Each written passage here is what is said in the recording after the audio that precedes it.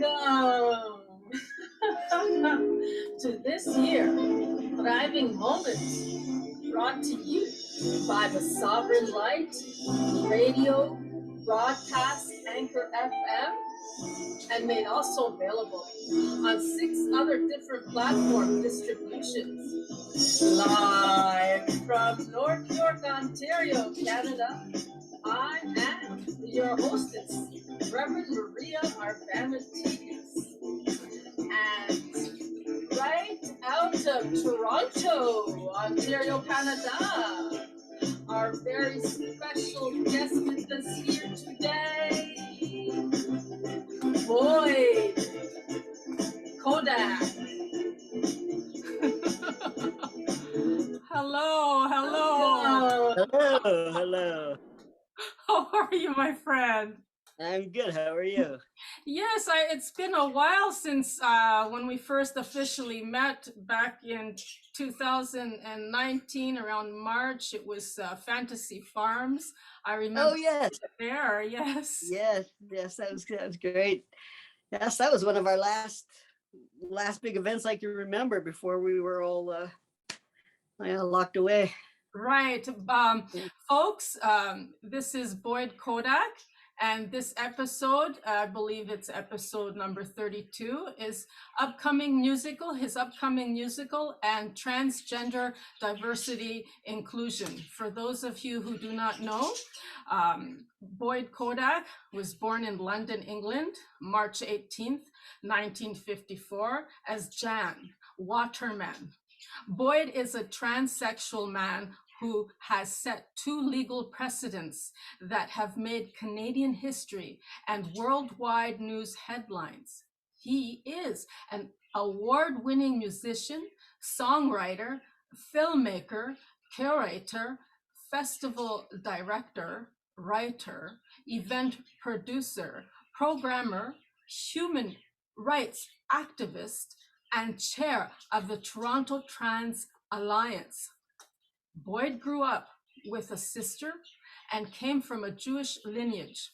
At the age of 3, Watermans immigrated to Canada.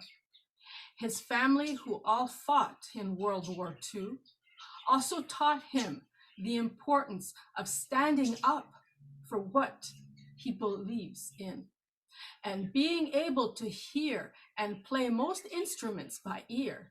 He was chosen to be given extracurricular, classical, musical training at the age of 9.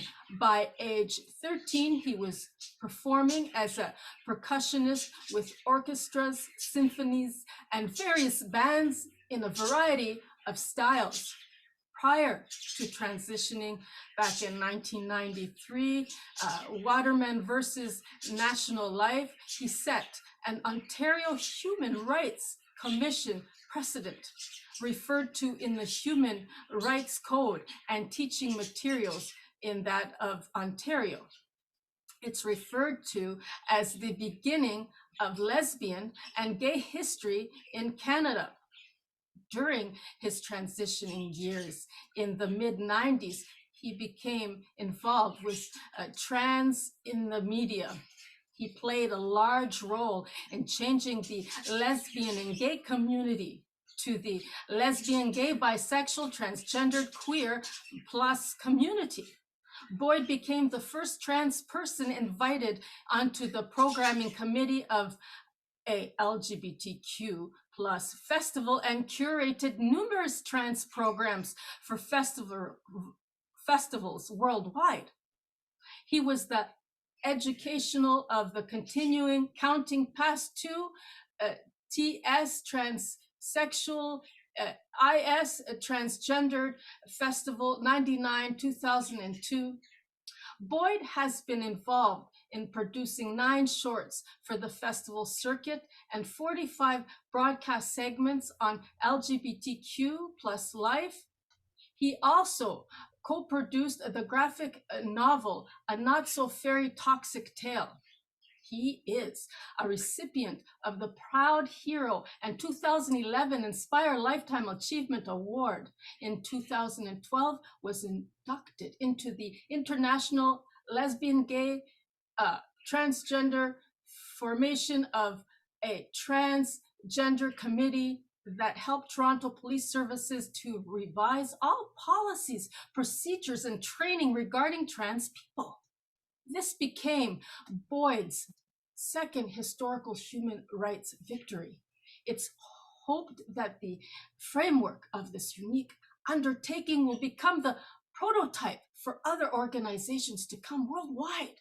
The first completed stage of this massive project was shared in a town hall presented by the Chief of Police on January 19th and March 23rd of this year, 2022. Boyd will be one of the inductees into the lesbian, gay, bisexual, transgendered, queer, plus Walk of Heroes monument, currently being built in Toronto. His favorite quote is, "Everything happens for a reason." And here to share with us, and from his many creative aspirations that involve writing and recording music and his upcoming musical, columnist, writer of Buzz Magazine, here with us today, Boyd Kodak. Welcome. Thank you. Thank you. Thank you very much. Wow, that sounds like a busy time. Yes, yes. Mhm. So what is this upcoming musical? Can you inundate us and maybe give us some news on that? Okay, well, the musical is something I've been working on for quite some time now. The music itself is pretty much written now, so it's just a matter of filling in the in-between parts. And it's basically going to be a musical about my wild and crazy life, because it has been indeed one packed-filled wild and crazy life. But I have managed to accomplish some good things that will continue on long after, for here and ever after, let's hope. So yeah, so it's like there's, you gave the short synopsis. So like I said, there's a lot of interesting things I've encountered in my time. Is it okay that you reveal a little bit more? Like, give us a little bit of a preview. Like, what is the name of this musical? Is it okay that you do that? And when would it be? Well, looking forward to seeing it. Okay, well, the name is something it's probably going to be No Greater Love, but I'm not quite sure yet. And that's going to apply to a few different things, like, the traditional kind of love and love of ourselves. And, being transsexual it's quite a different experience than I would say most people have in life, because we experience something called gender dysphoria, which means that we don't like ourselves, we don't like our bodies, we don't like the way we look. So transitioning is more than just a physical state. It's also a very emotional, mental state of, becoming one with who you are and learning how to love yourself again, sort of thing, or love yourself at all, sort of, So yeah, so when I say no greater love, it's going to be about, all different kinds of love. And it's going to start when I was, I guess, when I was about 3.5, I guess, the first time that I realized that I was different. Like I was, really different than the other people in that my friends and my family. And actually what happened was I was outside. We had moved to Canada by now. We had just gotten here, and it was summertime, and it was really hot, and I was outside playing with some friends, and my mom called me, and she was so mad, and she was screaming at me, "You get in here right now." And I thought, oh my God, what have I done? Like, all I'm doing is just out here playing, And she said, "What are you doing outside like that?" And I said, "Oh, I'm just playing, Mom." And she said, "You don't have a shirt on." And I said, "Oh, Mom, none of us guys have shirts on. It's too hot today." And she grabbed me and she said, "You're not a guy?" And I said, "Pardon?" And she said, "No, you're not a boy." And that was the first time it like, that I was conscious of the fact that, as I said, until then, I thought I was a boy.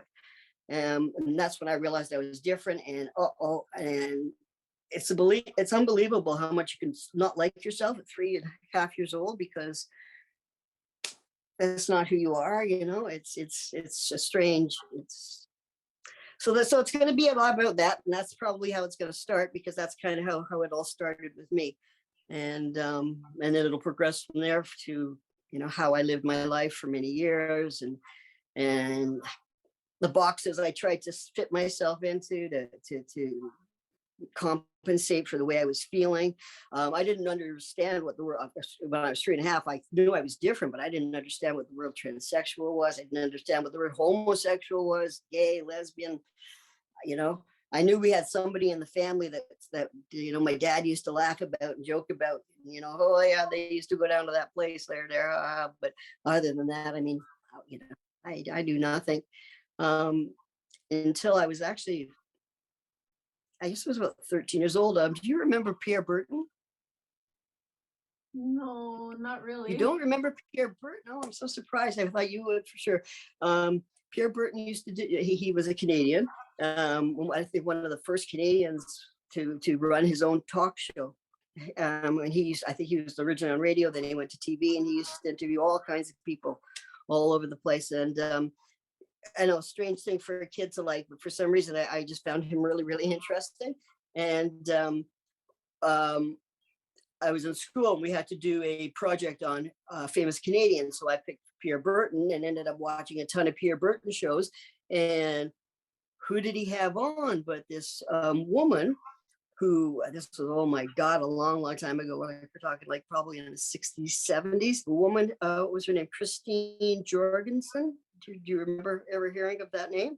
Okay. And she was a tennis player that was a male originally, that became a female tennis player. Yes. Okay. So and I said that was long. So that was the first time where it actually even heard the word and kind of, you know, identified with someone that was you know, was somewhat, you know, going through the same feelings that I thought I was going through. So yeah, so you know, that'll get into that. Of course, I didn't do anything about it at that time. It was just like that was the first time I realized sort of things, and you know, things started to become apparent to me. I knew I liked women from day one, so I actually lived as a lesbian for many, many years, and that's where I fought my first human rights case. It was for was at that time, again, I filed that in 1988. Back then, there was no LGBTQ plus community. There was an LNG community, you know, Second and yeah, a second couple of the steps, yeah, and everywhere and everything was LNG. There was no trans services, no, you know, no buy nothing. I mean, I was actually when I actually took me till I was 40 years old, believe it or not, to actually start my transition. Part of it was for health reasons. I told you I was born with lupus. And part of it was because of just family pressures. My family was just so against anything out of the alternative, like even becoming a musician. When I was jumping back to as I said, when I was, you mentioned when I was a child, and they discovered I had this musical ability to hear all these instruments. I was in grade 3, I guess. They called my parents to the school and suggested that I be put into a special school to be trained to be a conductor, because I could hear all the different instruments in my head. And they said that that's something that, you know, like a conductor would be like the perfect job for me. So they brought, as I said, they brought my parents in, and they had big discussions with them, and and my parents just wouldn't go for it. They were like, you know what? We fought so hard during the war. My mom left school, and like she left school in grade 4, was put in the factories to make, you know, clothing for the soldiers, and like all of my family, every single one of them had one job or another. And as far as they were concerned, it was just too high risk. They wanted me to get a nice, safe office job. Right. And yeah, so they wouldn't support it. At first, they allowed me to go to, like I said, I was taken out to a lot of extracurricular activities from a very young age. I was, you know, teachers would pick me up at school. We would go to different venues and see different orchestras and, you know, meet different musicians and such. So they allowed me to do that, but beyond that, they, you know, when I really wanted to get into, like, you know, junior high school, after junior high and high school, I wanted to get into some really, you know, more intense musical training. They didn't want to support that. They wanted me to go and be a secretary and work in an office and have a full-time job. But, you know, from their standpoint, they wanted security for me. So I can understand that, but it was difficult. I kind of resonate to that because my mother too was a seamstress, and she did that on the side. She had her own little, you know, tailoring kind of, she was really good on the sewing machine. I still have it now. And she used to do this, you know, the Germans would come in and she would, you know, she actually fell in love with one of them too. Yeah. Yeah, one of the generals, and they had Aw. tobacco too. But she used to do that for them. That's what they used to do back then. And Oh, yeah. as you were saying, yeah, so it's like, and how about where does this musical fit in? Does any of your family have any of that background, or you just out of nowhere have these gifts and talent? Well, there was music on well, at least one side of my family, I know for sure, that being my mother's side. And again, that being part of her reasoning for not wanting to do it. My grandfather was in vaudeville, and he became involved with the typical lifestyle of, you know, a lot of drinking and a lot of gambling. And my grandmother would work so hard, and, you know, to make money and put bread on the table. She ran actually her own little general store, and he would just gamble it all away.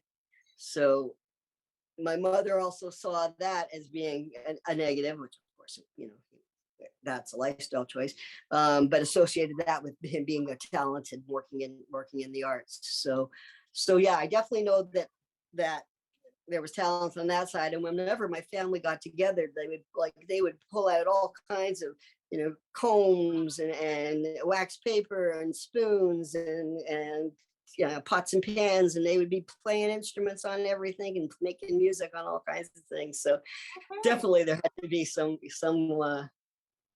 rhythm. Yeah. So yeah, something coming through the family lines there. Yeah, for sure.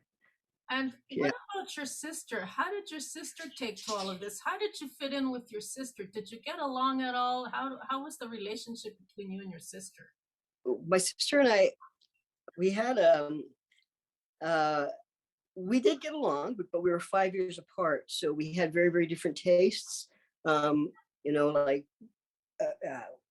she would, like, at lunchtime, we come home from school and she would want to watch something like Jeopardy, something intellectual, and I still wanted to watch cartoons. So, you know, or I Love Lucy show or something funny. So we always we were different in those sort of ways. My sister is very, very, very brilliant person.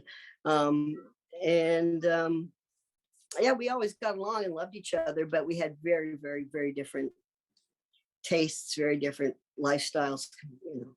But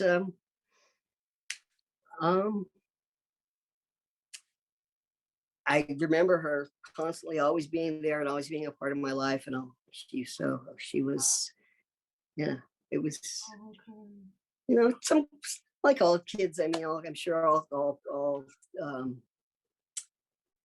you know, brothers and sisters fight at times, but when it came to the music and stuff, she is actually what happened was I left school when I was in high school, and I wanted, as I said, I wanted to go further in a musical venue. My parents didn't want me to do that. They wanted me to go into business course. So I just said, no, I'm not doing that. And I quit school. I quit everything. I was playing drums at the time, percussion. And so I just got into a band and went on the road for a few years and just started playing music around everywhere. Trying to think where I was going with that one too. Yeah, you what year was it that you dropped out of school? I didn't know that. Oh, yeah. That was like in the 70s, I guess.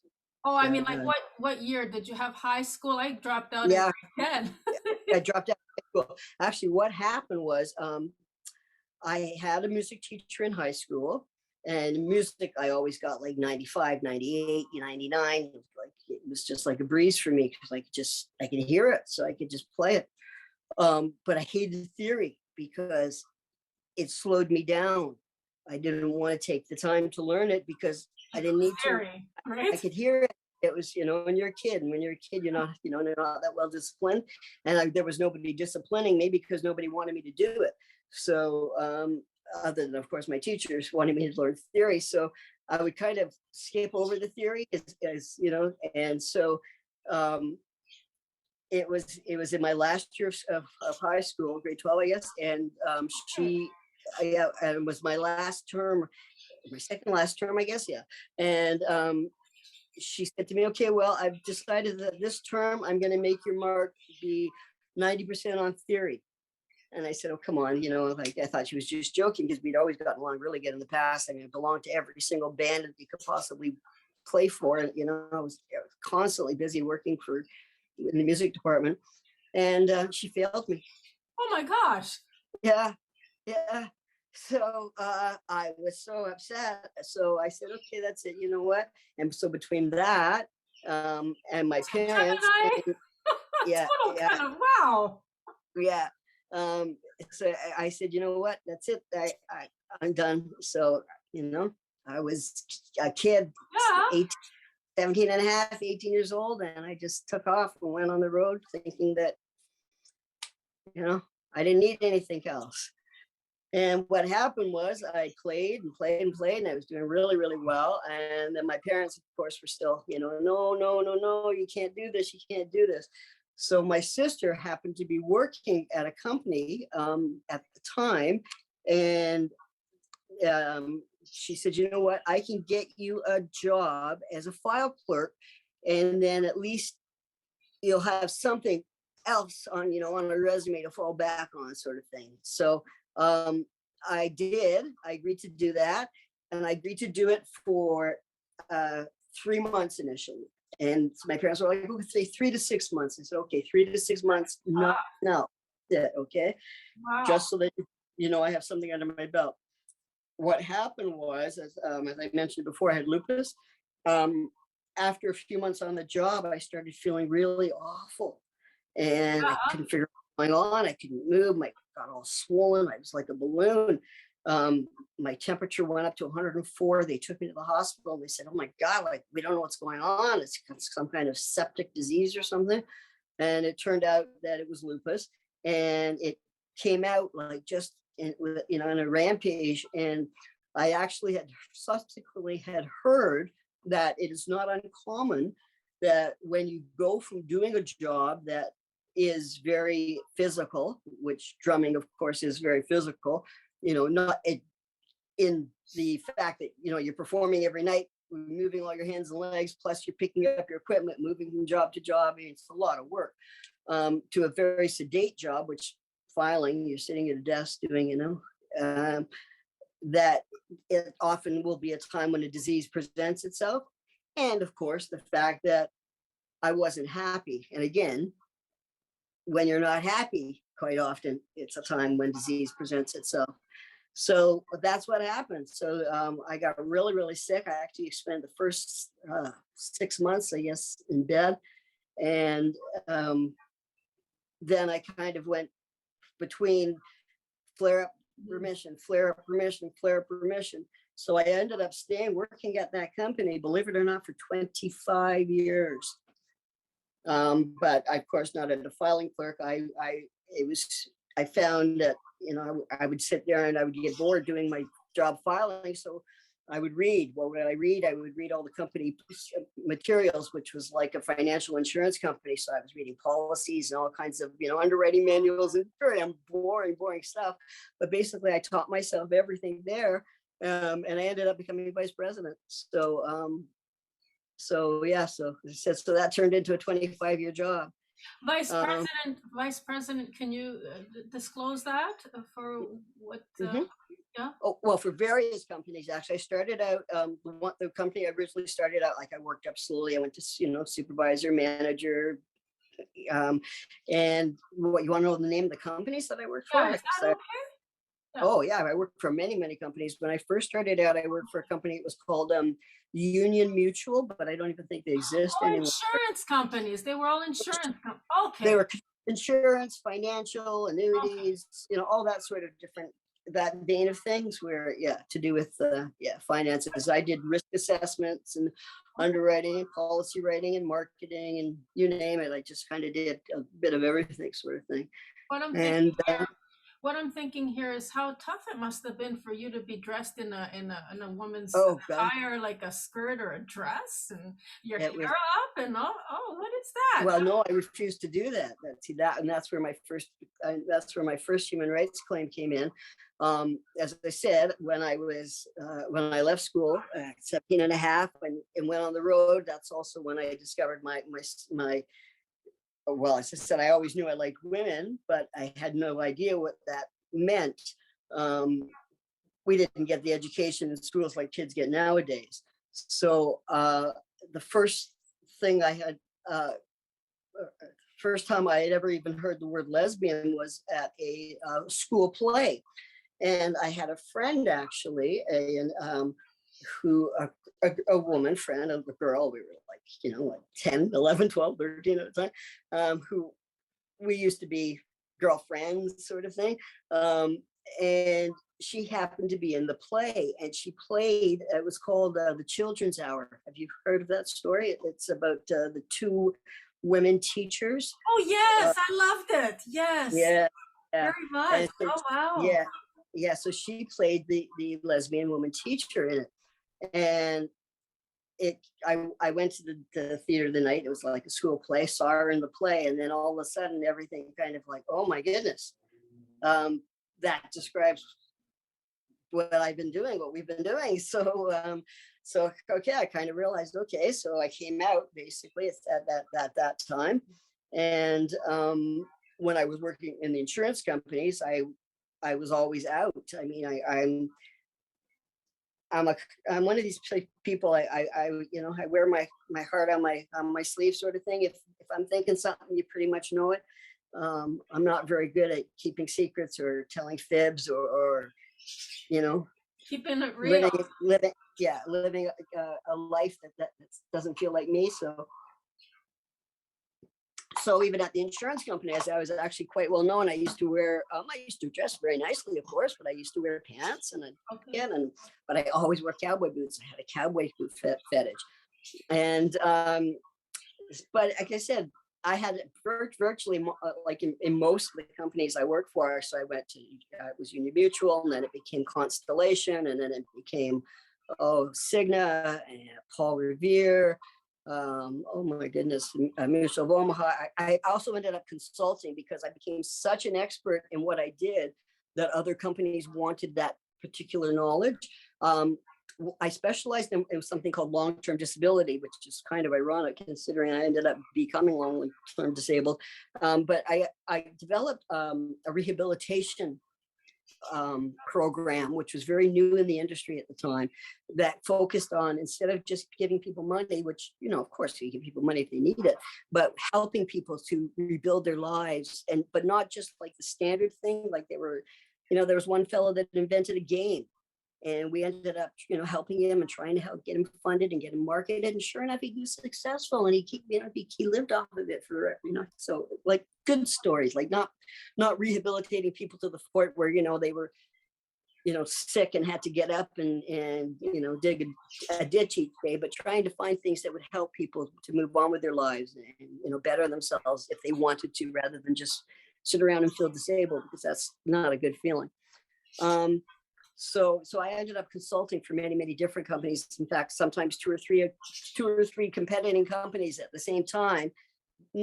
I wouldn't share their information amongst them, but I would be bringing them all different information. So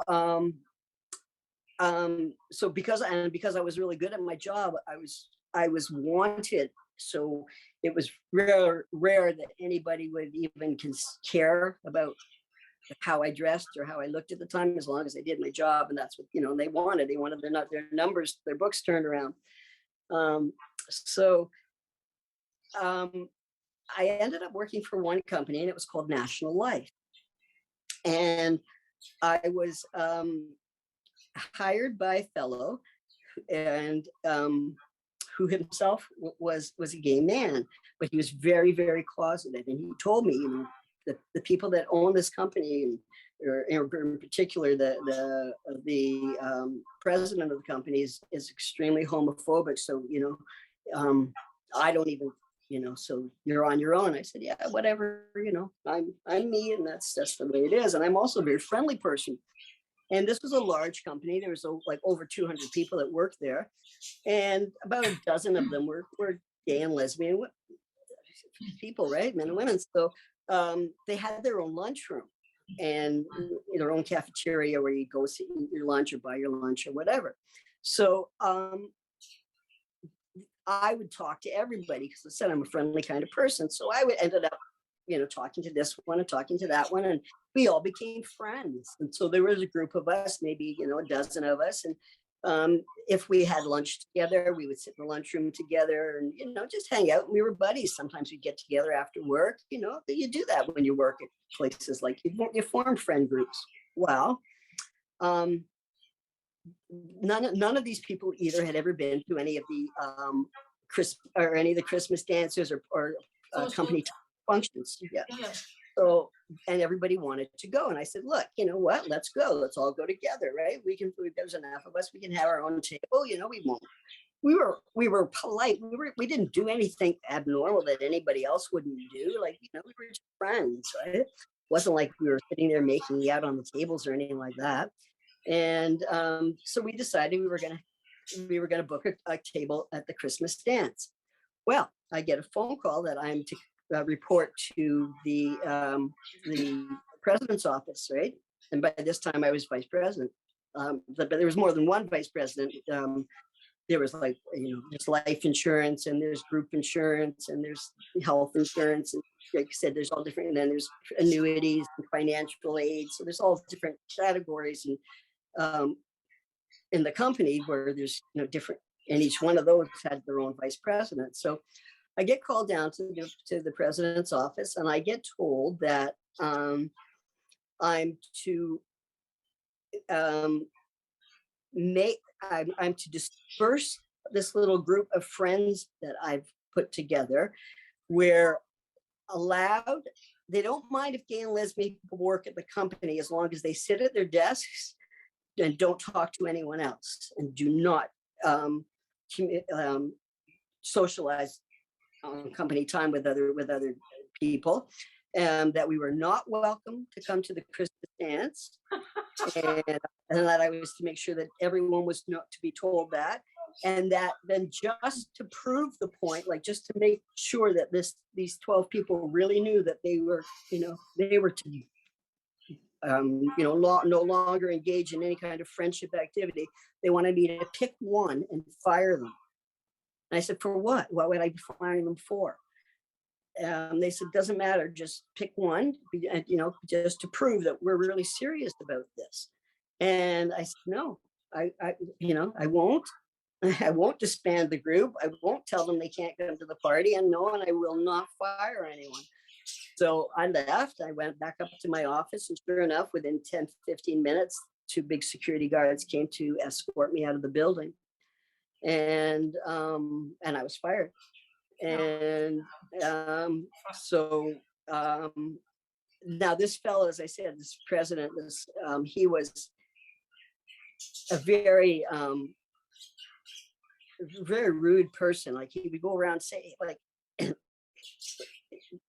he would come into an area where I was working and go like, somebody break a cheap bottle of Brute cologne around here or something. It smells like a Brute. Yeah, like just really, really rude stuff like that, you know?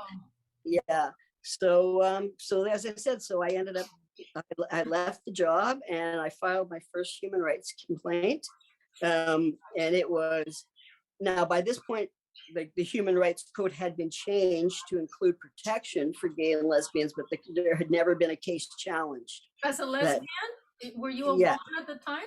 Jack? Yes, I was still living as a woman at that time.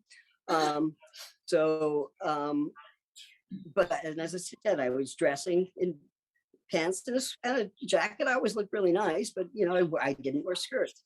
And so I ended up filing against them, and that became the Human Rights Commission ended up joining my case, which they do very rarely. The Human Rights Commission do have their own set of lawyers, and if a complaint comes their way that they feel is valid enough, or they want to get behind it, they ask to join the case, and they come on board with you. So it's not just you fight, it's not just you against the person that you're suggesting committed the offense, it's the commission is also agreeing that. And then you go to what's called the Human Rights Tribunal, where there's another set of officials that review everything, and you have a full trial and such. So so as I said, so that was I started in 1988. It took 5 years. It was a longer process in that time, and it was 1993. They finally we went through a full trial, and luckily, thankfully, people were honest. I was really worried for a while because it's the sort of thing where it's a lot of hearsay, and how do you prove that sort of thing? But fortunately, people decided that when push came to shove, they were going to be honest. And people that heard this fellow make comments to me like, where's that cheap root cologne, and other comments that he would make that would be very rude like that. These people told the truth, and we won. We won a great victory, because once that came through, as I said, because it was the very first case that ever challenged the law, it becomes part of the code, and it became part of what they call teaching human rights in Ontario. It became a test case, so there's a whole course built around that case, and as you mentioned, it's referred to in a number of places on the internet as the beginning of our legal history in Canada, because it's the first recorded actual legal history that we won. We won something, and after that, every employer knew that if I try to fire somebody or discriminate against somebody because they're gay or lesbian, I'm going to get wrapped by the commission. So here I have here an article by the Junos, June 8th, 2016, transgender man forced into clothes and jail for women settles with Toronto police. That's another one that you're going to talk about? That's my second case, yes. So basically, okay. The first case was called Waterman versus National Life, and that was that was for as I said, again, like living as a lesbian, but they call it they still call it LGBTQ plus rights now. So that was that case. Then all kinds of life happened in between, and then I transitioned, and I had an incident in 2012 actually, where was this? I remember there was something going on at the Pussy Palace, and there was a huge. Oh, that was 2000. When was that? I don't even remember. Yeah, that was. Oh my goodness. Were you part of that one, or? No, I wasn't part of that. No, that was also a big it's been well known in Toronto for years and years and years and years that there's been a lot of trans profiling going on. There used to be a saying in Toronto, I heard you had an interaction with the police last night. Yes, what happened? Oh, I was caught walking down the street while being trans. Like virtually nothing, but that's how bad it used to be. So at this point, I have a small cabin outside of Toronto. I was out there, and it's very rural. It's very dark. At 3 o'clock in the morning, I get banging on my door, and I go to the door, and it's the police, and they tell me I'm under arrest. And I actually started to laugh because I thought, that's so ridiculous. I mean, this must be a joke. People that know me know that I'm I'm aggressive if it comes to something like I'm fighting for a point for a lot of people, like the human rights issues, but I'm not, but you know, I'm a very laid back person when it comes to like, as far as fighting for myself or anything that, it's not like me at all. So yes, so I was, as I said, I actually laughed because I thought, well, that's the most ridiculous thing in the world. I don't even have a ticket, let alone it would do anything illegal. And they took me anyway. And what happened was, I'm completely transsexual, which means I've had surgeries, I've had hormones, and all my ID has changed. It says male. They decided that they were going to consider me female anyway. And so they put me in a female holding center and they made me wear women's clothes. And oh my God, just horrible things they did to me and the things they said to me. And so I had a cell phone, of course, at the time in 2013, we all had cell phones.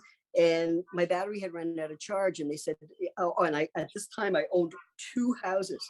I owned Gypsy Studios, which we talked about, or mentioned, I think, before. That I had. I used to own a. No, we didn't talk about that yet. Okay. I used to own a studio as well. After I left, okay, so I spent 25 years jumping back to the insurance job and all that, vice president and all that, office work. I did that for 25 years, and then I got even sicker. The lupus got really bad and got into my liver. And I started throwing blood clots, so I couldn't work at all. So that would have been 92. So again, I spent like about 2 years, at least 2 years, pretty much bedridden, hospitalized and out of the hospital. And that point in 94, they said that I would have 5 years. That would be it. 5 years, and that would, between my liver and my blood clotting, things that were going on in my body, I wouldn't make it past 5 years. I was also told that I'd be in a wheelchair by the time I was 40, and that was like when I was like in my 20s or 30s. Yeah, but like I said, when all this lupus stuff started happening. So, but I'm so determined, and even now my doctors say, we don't even know how you can stand up. To look at an X-ray, your spine looks like a little letter C. Becoming the letter S. And how do you stand up? It's like impossible, but it's amazing what your mind can do when you insist upon it and call upon it and pray upon it to do things that you really want to do. What you're describing here is a lot to do with metaphysical spirituality. And absolutely. My gosh, what you've been through. You're like, one of their best fighters out there. And yeah. You make Athena proud. Yeah. Thank you. Yeah. That's kind of where I get back to everything happens for a reason, because when this happened to me in 2012, I thought, oh my God, this is the most ridiculous scenario. Here I am, like I said, one of the most clean-cut person you'd ever want to meet, being charged with a crime that's absolutely ridiculous. I wouldn't even consider. I catch spiders and flies and put them outside because I don't want to hurt anything, right? And it's ridiculous. And okay, so my cell phone was out of charge, and at the time I owned 2 houses, one being a full audio video studio, and this other cabin, which is at a private lake just outside of Toronto. And they would not release me on my own recognizance. Even though I had, like I said, I had that, I had all kinds of other stuff, and never had any kind of problems with the police before, but no, they wouldn't release me on my own recognizance. They also stopped giving me my medication, and I started feeling really sick, and I was begging them, by the second, third day, my phone ran out, and they said to me, we're going to have to call a relative or a friend to come and get you, because they're not going to release you on your own recognizance. So I couldn't remember my cousin's phone number, because everything's so digital nowadays. We depend so much on it. If you don't realize how quickly you forget, someone's phone number. So for 3 days, and they took me to 4 different places, nobody had a phone book. None of them had a phone book. None of them had a computer. None of them had a way to look up my cousin's phone number. I had her name, of course, her address. All they had to do was Special sign it. treatment. And yet they Yeah, assaulted you, they they harassed you, assault. they Yeah, traumatized you, they threatened you. And what about yeah. all the psychological damage they've done to you? Oh, unbelievable. The things they did to me, I mean, basically they determined on the back end now that it amounts to sexual assault. Um, being transsexual, some of our body parts are not the same, and we also, some of us have prosthetic parts, and they were just ruthless. I mean, you know, God forbid if somebody had, like, I compared it, like if somebody came in there and had like a prosthetic arm, would you remove it from them in a group full of people, hold it up and pass it around the Oh group, my and everybody God. looking at it like, ew, what's that? Like, Post-traumatic stress, they oh should know my better. God. I've been in therapy for so many years, and I Sure. finally even gave up on that. And I thought, okay, I've got to take myself over now and just, you know, enough's enough sort of thing. But it did Wow. me horrific damage. I mean, because here I was, I had a full, I hadn't shaved for 3 days, so I was all hairy. My voice, of course, is different. You have to call out anytime you go to the washroom and you need toilet paper. You have to ask for it. So here I am, is my voice yelling out, "Can I have some toilet paper, please?" And the women are all yelling, you know, "Who's that? Who's that? You know, there's a guy over there?" You know, and then they would take me through the halls, and people would be screaming at me, "Hey, what are you anyway? What the F were you born? What's in your pants?" Even police officers were saying stuff like that to me. I mean, it was just unbelievable. I was told I wasn't allowed to have med in jail because you don't deserve medication in jail. And I could feel myself getting sicker and sicker. And I begged them, I said, "Okay, please take me to the hospital because I'm really sick.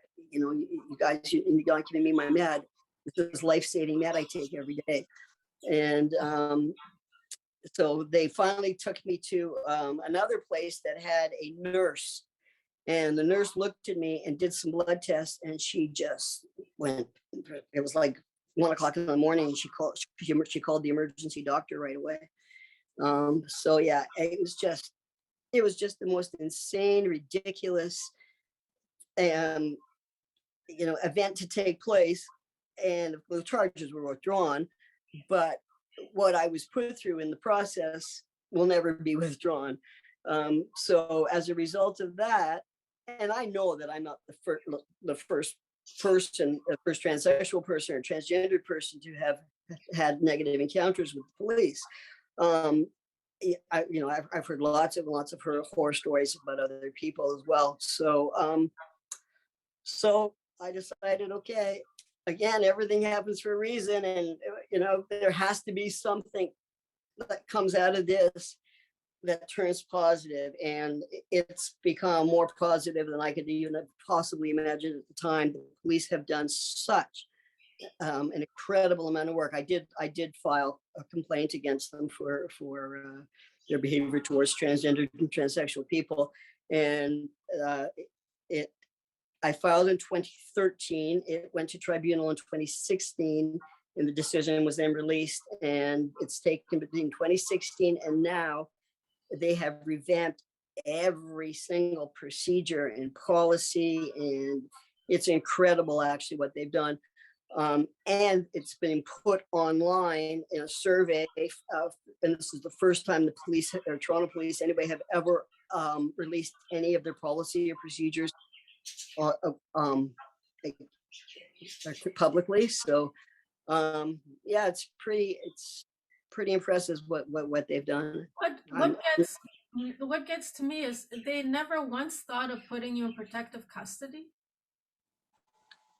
Well, no, well, they put me in a separate cell, Okay. but it's still at certain times, but it's still it's the area, like there's a, you know, a long hall area where there's a couple of different locations, right? People can still, of course, see you as they go by, and it's still the side where all the women are, and then they actually put me in with with the women in the women's clothes, and maybe put on women's clothes and underwear, and I mean, it's just still makes me. Do you feel that you would have been safer in a men's prison? I feel I wouldn't have been outed because I pass. See, with transsexual and transgender people, a lot of people don't pass. I'm very fortunate that way. I pass well. Most people, in fact, say to me when they find out, say, "No, you're not trans," and I'm like, "Yeah, I am," and they're like, "Wow, like we would have never known." So I feel that if I would have just been treated normally, put in, I would have passed. Nobody would have known. Nothing. There would have been no cause for people to point me out in the hall and go, "Hey, what's that person doing over there?" Because I would have looked like everyone else there. You would have been in protective custody, and that's where they need to know how far you have to go before you can pass to be in the male prison, but in protective custody. But if they remove protective custody, then what? I think they already have, and it's like, oh yeah. Well, what do you do now? Like, that's so unsafe. Then how is the police to know where to put you if there's no protective custody? Well, there has to be protective custody, but there's two levels. There's being arrested by the police and being kept in holding until you go to trial, and that was in my situation. So, but that usually doesn't take 3-4 days. It only took that time because they were mucking about with not saying, they couldn't find who I belonged to and stuff like that. And as I said, I've heard stories from other people where they've said, half of them's upstairs and half of them's downstairs. Like half of them's with the women and half of them's downstairs. Like, just nasty, unnecessary comments like that. But basically what they should be doing is asking the person themselves, where would you feel more comfortable being, and allowing them to see if they're comfortable passing in on a male section, then that's where they should be. Okay, I'm sorry, I was getting back. Okay, so there's while you're in holding until you see a judge, and then if you actually get sentenced, you get sent to correctional facilities. So, and they're more long term. So both have been adjusted now to say that a transgender person can choose to either, as you said, be somewhere by themselves, or to be with the men, to be with the women, to be where they feel best comfortable. So, and now you have to sign. Do you have to sign separate papers that you release this consent and you take full responsibility that if something was to happen to you, the police is no longer responsible, or whoever? Yeah, that would have to be, that would have to be built into the rules as well. Yeah, because if you decided that, but I think for the most part, that from people that I have spoken with because I have spoken to a lot of people. I mean, so many people came to me and talked to me and contacted me, and I had something happen. I had something, and from the most part, though, the people I've spoken to, their problem has not been from other inmates. It's been from the police. They've actually treated. Well, they need a yeah. Wow. Yeah. So again, everything happens for a reason. So why did such a horrible thing happen to me? Because I'm probably one of the only people that would have stood up and said, well, obviously I have been so far the only person that has stood up and said, no, nobody else can ever be treated like this. You cannot do this to people. And because I guess I am out, I've always been out. I was out as a lesbian, I've been out as a trans person, and because I work a lot in the media, so it's been necessary for me to be out. So it was just something and again, I mentioned, my parents always ingrained in me, don't ever be one of these people that stand there and go, oh, well, that's too bad. Sorry, things are like that. If something's being wrong is being done, you get involved because of their experiences in World War II. So it was just necessary for me to have to make sure that nobody got treated like that again. Now, were you one of the, as far as I know it, there's been many transgendered, they used to call them like sex changes, Mhm, males who would get silicone implant breasts and hormones mhm, and treatment, but they were in and out of jail, and they were like very common. But it sounds to me like you might have been one of the very first women who mhm. was actually, because I don't think, was there any other women before you, or? Oh yes, oh yes. There have been other well, okay. Just let me give you. Transgender is just an umbrella term, and in that you can have transsexuals, which are people that actually have had surgery and taken hormones, changed their ID to um, represent as the other gender. Then you can have people that are consider themselves non-binary or gender queer, that they don't have any, they don't do anything out of any surgery or take any hormones. They just feel that they either relate, they're somewhere in between the two, or lean more one way or the other, or switch back and forth. So and then you have cross dressers, and then intersex people, and I mean, it goes on. It's a huge long umbrella of people. But yeah, as a transsexual person, I'm a person that has had surgery and, as I said, taken hormones and done a lot of all my ID and stuff like that. Well, during the transition, when you finally reach to that completion, you're considered a straight male, are you not? Well, yes and no. I mean, my body will never be a genetic male body. Their penile reconstruction is very, very badly researched. It's the other way around, actually. Male to female is far more researched. And as you yourself said, they're more commonly known in society, because there is so much research done. And for a male to transition to a female body, I've known of people where their bodies were flawless. You would have absolutely no idea that they had once had a male body and now have a female body. Whereas for female to male, which is where my category, it's much more difficult. You can have pretty much everything done except penile reconstruction is very, very unadvanced. They they're getting a little more nowadays, but pretty much everyone I know that has attempted to have it done has had some really major problems with their kidneys afterwards, and backing up in body parts, and it just doesn't work properly. And even the ones that do have a full penile reconstruction, you can't get erection. You still have to use some kind of a pump or insert of some kind. So as far as female to male,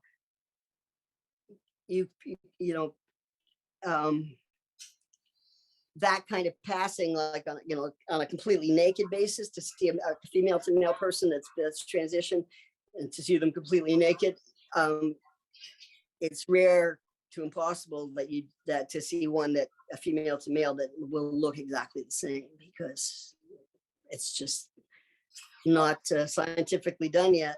No, we just haven't we haven't evolved to that level yet to become pristine men.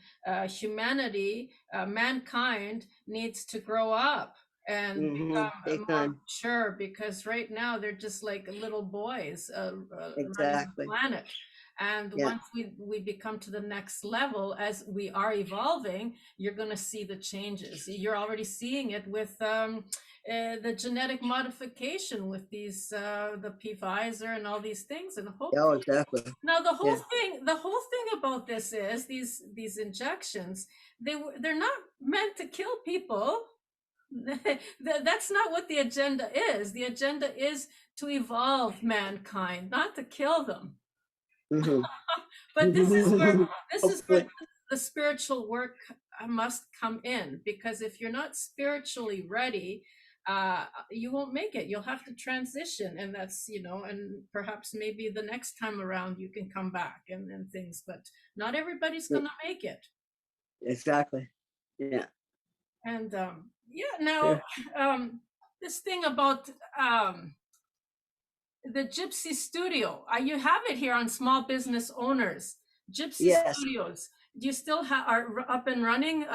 Pre and post production audio / video studio, and you do screened at festivals worldwide. Is it still up and running? Can you want to expand Yes on to that? no. Gypsy Studios was I had a property at Bloor and Islington, in fact, that I had turned into Gypsy Studios. So when all this stuff happened with the police, and as you said, I went into such an emotional mental spiral afterwards. I just it, I couldn't function properly, and it didn't go away right away. I mean, I said the charges got withdrawn because I refused to plead guilty. But it took me like a year of fighting back and forth, back and forth, back and You're forth. stubborn. Oh Um, yeah. oh yeah, exactly. So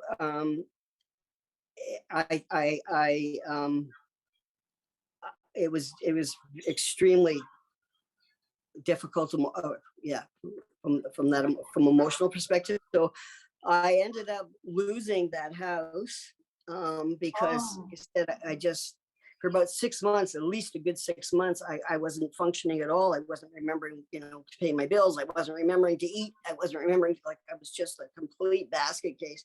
And yeah, so unfortunately, I ended up having to sell Gypsy Studio, the house that Gypsy Studios was located in. I do, though, have all the equipment still, and it is currently sitting in my other property, which is just outside of Toronto. It's called Preston Lake. It's just beautiful. It's a private lake at Bloomington and Woodbine, so it's really close. In fact, it used to be called GTA when I first acquired it. And it's 50 lots around a private lake, and it's so peaceful and so quiet, and it's preserved by the Toronto Conservation Authority because it's a sacred wetlands. oh my God, you So so deserve it, Boyd. You so it's deserve it. so, but the only problem is the only thing that's on it is like kind of like a cabin, like an older fishing cabin sort of thing. So my challenge now, what I'm hoping to do is to figure out a way to fix that property up, or build it up some way that I can actually live there full time and build. I want to rebuild Gypsy Studios there because all the equipment's there. So that's my dream to in the next couple of years, is to get it together and be able to rebuild Gypsy Studios up there And do and more of a continue. creative self-expression. And the more you creatively self-express and create things like this, you don't have to be a breeder to know this. I mean, Yeah, and the more you do that, the more you're dancing with the divine, and the more you're healing yourself, and absolutely. then the world reflects around you, and this is how you change the world. You've done a lot of changes to our world, and I have. and it was such an internal battle, such a force, that all these symptoms that attacked you on a physical level that you're dealing with. Absolutely. And don't let anybody else tell you otherwise, that you have 5 years to live. Who are they? How is that? They don't really have any proof. And No. it's all up to you and your Mhm. higher self. And this is your spiritual path. What you're doing for humanity is amazing. You're such a Thank you. blessing to have here on this. Thank And you. the more you get into yourself as a complete person, comfortable within your body, then you can start creating and be a co-creator with that divine expression that is you, your potential. It's unlimited, And it's all about your passion and following that. And now's the time. And you know what? You're not Yep. retarded, and neither am I. You know, it's time to start living like we're thriving, like we're all have to accept, you know, we are retired, and let's start, Yep. you know, stop being enslaved by all these things. And this is Absolutely. about stepping into your own power and becoming sovereign, and within your light. This is your spirituality. With every breath Mm-hmm. that we take, this you know, a soul around us is this plasmic field that reflects us, like Alice in Wonderland, right? Mm-hmm. Mm-hmm. And It's so Disney, true. Disney has It's written a so lot true. of, yes, and I hope to see more movies. And I would also like, I've written a lot of books, and I also want to get eventually into doing movies myself. And Are now you? Oh, good. Oh, we'll talk. eventually I want to do this, absolutely. And this thing here, a not so very toxic tale. Can you a little bit get into this, please? Can you kind of? Yeah. Basically, the house, this and studio that I was talking about on Islington, we had road construction done, and it was so intense that like all the neighbors came running out on the street. All the houses were shaking and shaking and shaking, and my neighbor, her whole front lawn fell, like a big sunk hole fell in. The guy next door to them, their windows shattered. My house, I didn't see any apparent damage, but we, like I said, we all felt the shaking the day that this started.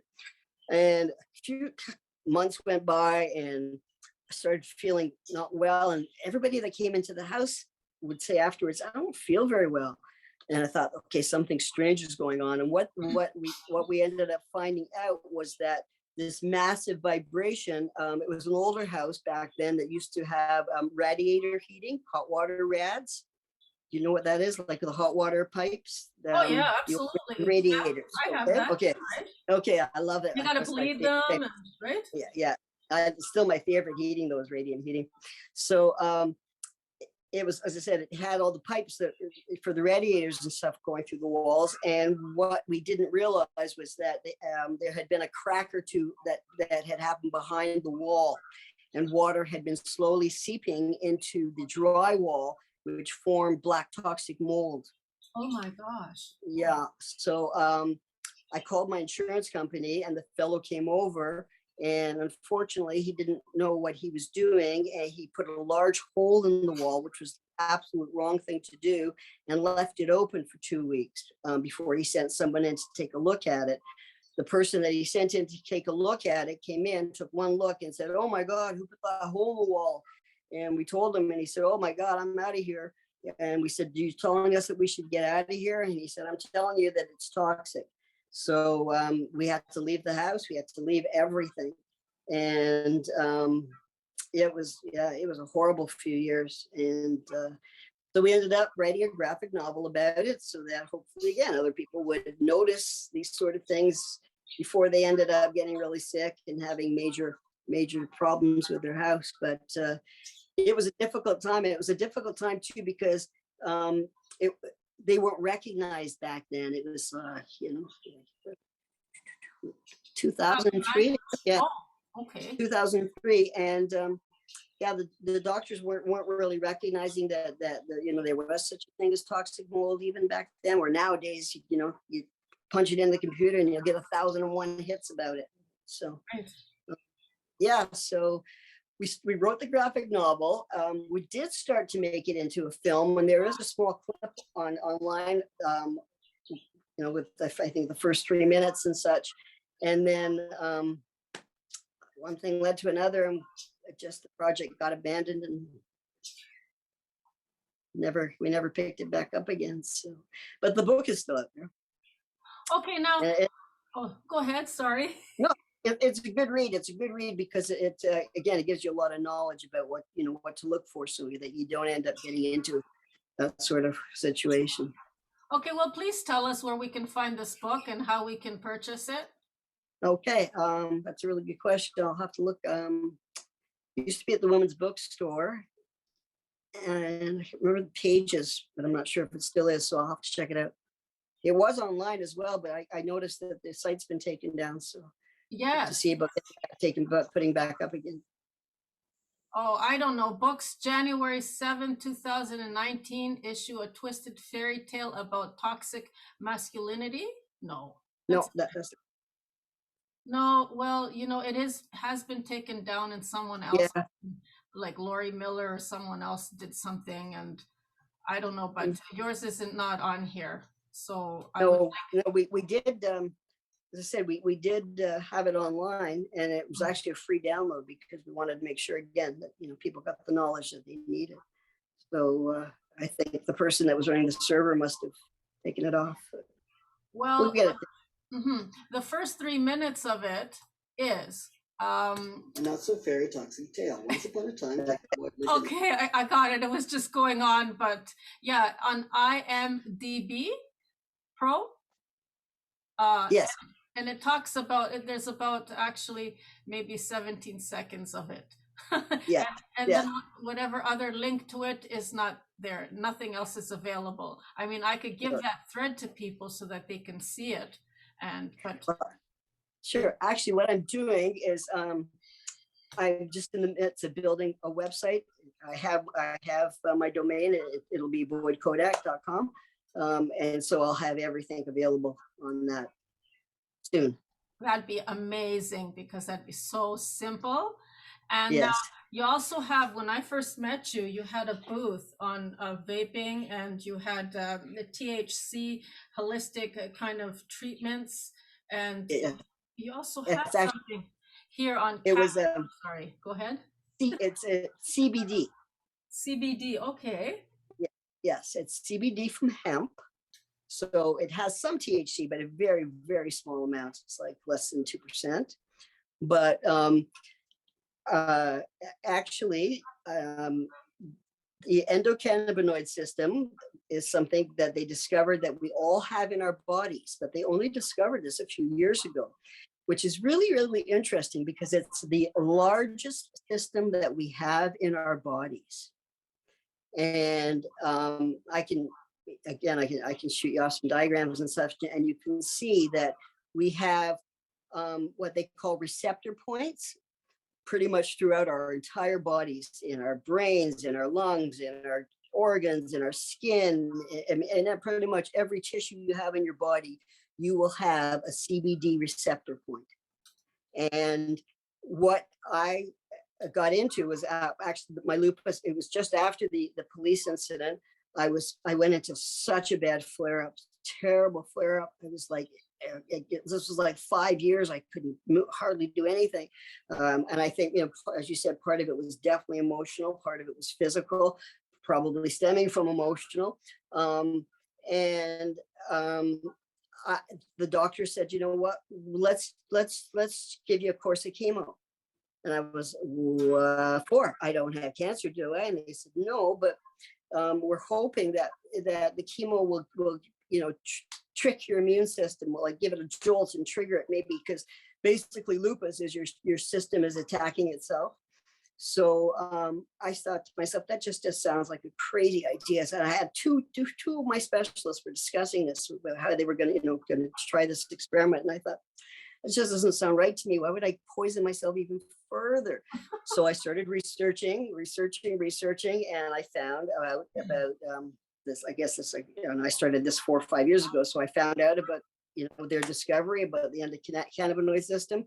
I started researching CBD, and I developed a product which I've helped myself. I didn't have the chemo, and I'm here, and I'm doing better now.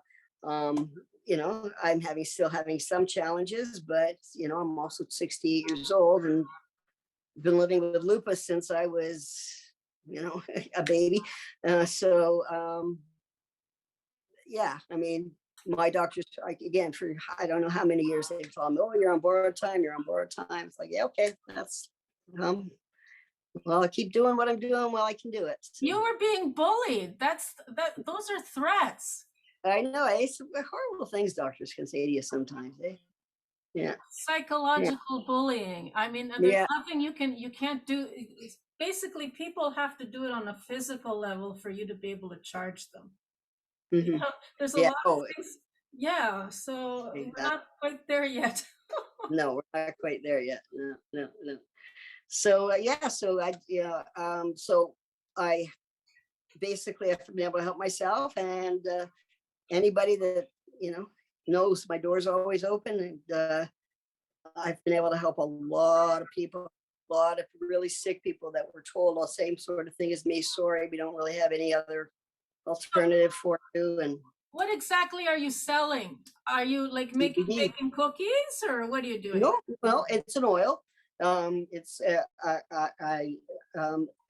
comes from the hemp, like I said. So it's a hemp plant, and it's kind of pressed into an oil form. And I've developed my own proprietary formula. You mix it with what we call absorption oils, other oils to help your system absorb it. And I've developed my own proprietary formula of absorption oils that work really, really well. And you just put some drops under your tongue. You hold it there as long as you possibly can. You do that twice a day. Depending the strength you take depends on what you're treating. If you're treating, I have some people that use it to treat, a cold. I have some people that are using it to treat severe cancer that they were told they were going to die 2 years ago, and they're still here. In fact, I have one fellow who's got such a rare cancer that he's pretty much on chemo all the time. And his doctors are so blown away that he's going to a conference, I think next month. And he's asked me, can I tell them how I've done it? Because he's convinced that he only started getting better when he started using my products. So, which you run actually where we met that day that we were at that conference. I don't know if you recall, I had a door prize, and I was offering, I think, 6 bottles to whoever won the door prize, and it was won by a fellow, and this was his dad, who was very ill. Or it was his partner's dad that was very, very ill. So yeah, so he said, can I give it to him? And I said, yeah, for sure, no problem. So he ended up connecting me with him. And as I said, this fellow writes me now on a regular basis, and he's just so pleased, and I'm so pleased that he's feeling well and doing better. And that's just one of my stories. I mean, and this goes for animals and humans. Actually, animals have even a larger endocannabinoid system than us humans have. So You know what? This is something that we weren't even going to cover. So this is a bonus for you all out there. That wasn't even part of the topic. And there's so much more. And I would love to have you on again for a second episode, sure. second season. We can discuss many more things. And for those who really want to reach out to you, www.hempoilforyourhealth.com. So it would be www.hempoil for, and then urhealth.com. So it's the number 4. And so, and then hemp oil for your health. So that's where you can find and purchase these products. And also, what else? Yes, you're also a columnist, a writer for Buzz Magazine. Would you be able to give us a little tidbit on that, and what Buzz Magazine is, and where we can find columns, and what are they about? Okay, Buzz Magazine is published by Inspired Media. It's, I believe, the largest and the longest running LGBTQ. Oh no, I'm sorry, that's Pink Pages is the longest. It's I think the largest LGBTQ plus magazine, and it's available online, and it used to be available in print as well. The print got stopped during COVID. I'm not sure if we're going back to print. I hope so, because everybody loves to, to have that. I mean, I know everything's digital now, but it's still, it was just like one of those small glossies that you could keep in your pocket, and it's just always good to have. Everybody used to love reading the magazine. I have a column that I basically just like to highlight trans talent. As you mentioned, I've done a lot of work in the past with film festivals and such, and broadcast. When I started, there was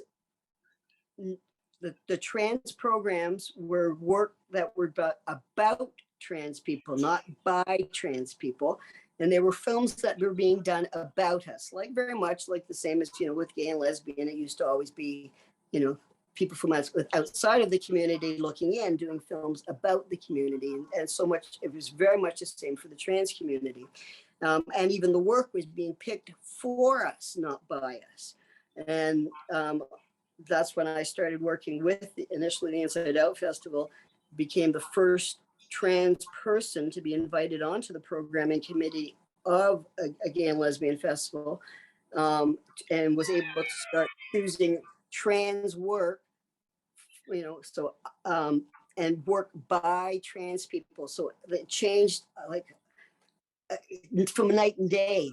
As I said, instead of it being work about us, it was now being work by us, and it has such a completely different aesthetic, and it's so completely different because it's us telling us our stories, and not just we took that from initially, of course, everybody wants to tell their coming out story. I knew when I did this, that, and I did that. And then we started expanding into much more interesting things like our trans histories and, different ways that we relate romantically, and, just different venues about, not just about being trans, but about living trans sort of thing. So yeah, it just changed the face again of the entire, concept of being able to screen our own work, and to play ourselves. I mean, as you know, that's become a humongous thing as well now, that trans people, gay and lesbian people, we can portray ourselves in films and movies. We don't need authenticity. Yeah, exactly. There you go. Exactly. Yeah. You truly do. Yeah. So yeah, I'm sorry, did I go off track again? No, not at all. It's just that you have so much to talk about. I'm thinking, should I make this into 2 episodes? Because we're going a little bit, like we're an hour and a half now, and there's still not. No, there's still more about that I really want to talk about. It's like I believe we're gonna have to take it over to another episode. Sounds good. And then you also have a YouTube channel. Hopefully we can find this on there as well.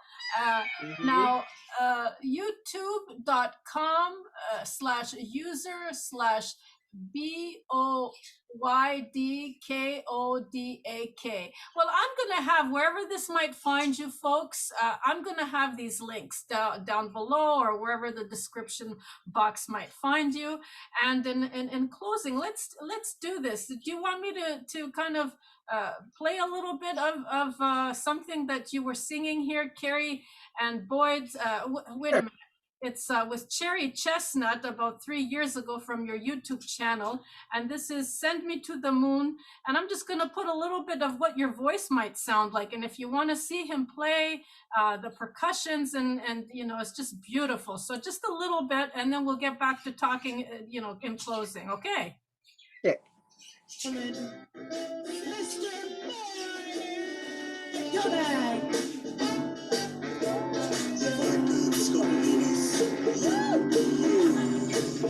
Nothing will change me too. If I can paint a master, you be my muse. There's no one without you.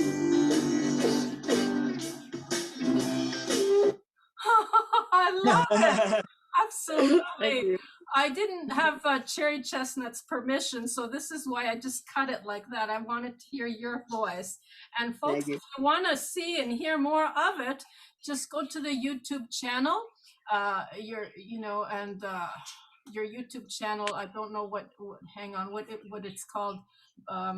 What's your YouTube channel called? I think it's just called Boyd Kodak. Oh, yes, you're right. Boyd Kodak. Okay, so if you want to find, just look up Boyd Kodak, and there'll be, then you can see all the videos here.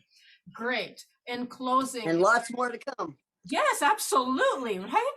Yeah. Yeah. Is there something you would like to leave us with, or something that you would like to share with us in closing? I guess just well, thank you very much for having me on the show. I really appreciate it. And I guess to reinforce what you said, it's time now for me to, put to bed all of my political and activist work for a while, and focus on my creative and artistic work, which is really important to me. That's the work I want to do with my life, because I still feel that it's also going to have an effect in helping people to learn and understand and accept one another. That's part of my goal in writing my musical as well. Yeah, keep tuned, because there's lots more to come. As I said, the creative works of Boyd Kodak is going to be filling up my life for hopefully as long as I'm lucky enough to have left, and I be sharing it. You've been such a blessing for us all here on this planet and beyond. Throughout the galaxy is rippled out to knowing and recognizing your light, and how much you have to share with others and empower us all. And you've done so much. You're a trailblazer, and I really admire that, and I honor that. And it's been such a wonderful, wonderful pleasure to have you here with us today. Thank you. Same here. Back. Ditto.